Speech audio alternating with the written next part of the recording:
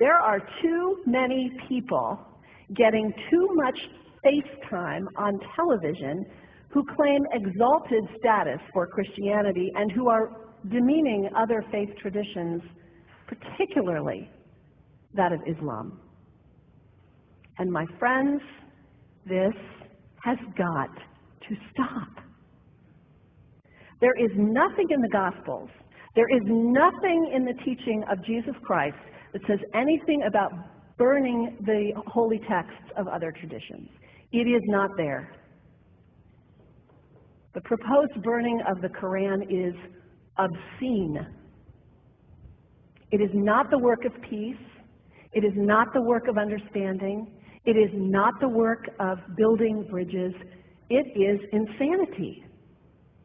And we can only imagine what Jesus would have said about Pastor Terry Jones and his Burn the Quran campaign. I think he would say, this has got to stop.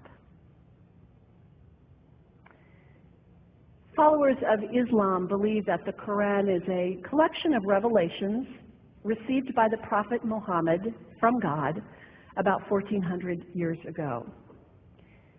They believe that Muhammad was the last of a series of prophets and teachers and messengers that included Adam, Moses, Jesus, Abraham, all names revered by us as well. The word Islam means peaceful surrender to the will of God.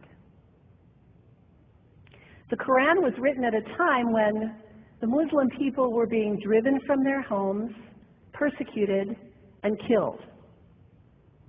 The Old Testament was written at a time when Jewish people were being driven from their homes, persecuted, and killed. And religious scholars will tell you that most holy scriptures have stories of war and violence in them. Throughout history, most faiths have used these texts to justify violence. And if there's anyone in this room at this moment who's thinking that I've got it wrong, after church today, pull out your Bible and look up Psalm 137.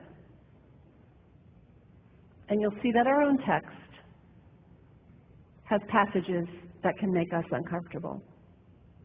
But also, like the Bible, the predominant message of the Quran is of peace and care and loving God, justice, care for the neighbor, care for the stranger. In the Bible, we have thou shalt not kill. In the Quran, we have whoever kills another, surely he is killing all of humanity. And whoever saves the life of another, surely he saves the lives of all humanity. These are words of peace, words of faith, words that could save the world if we would take them to heart. The second thing you can do, the next time someone sends you one of those emails demonizing Islam, delete it. Don't forward it. Don't participate in the stereotyping. Don't give in to your fear. It's okay to be a little afraid. We all have those emotions. Just don't give into it. Don't sign on for it.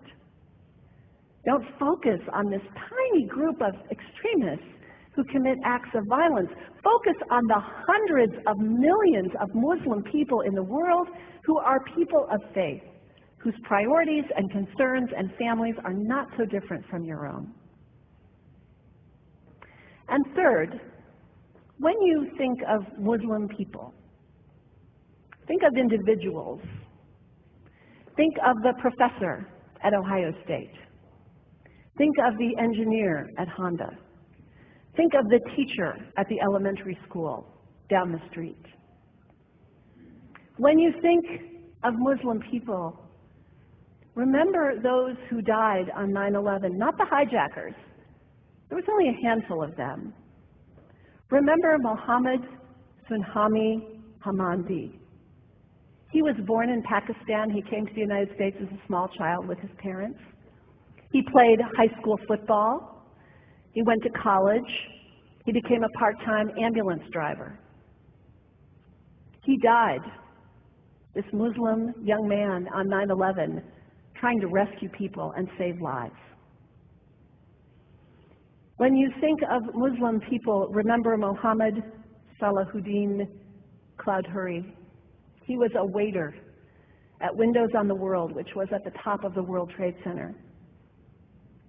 He died that day. His wife had their baby 2 days later.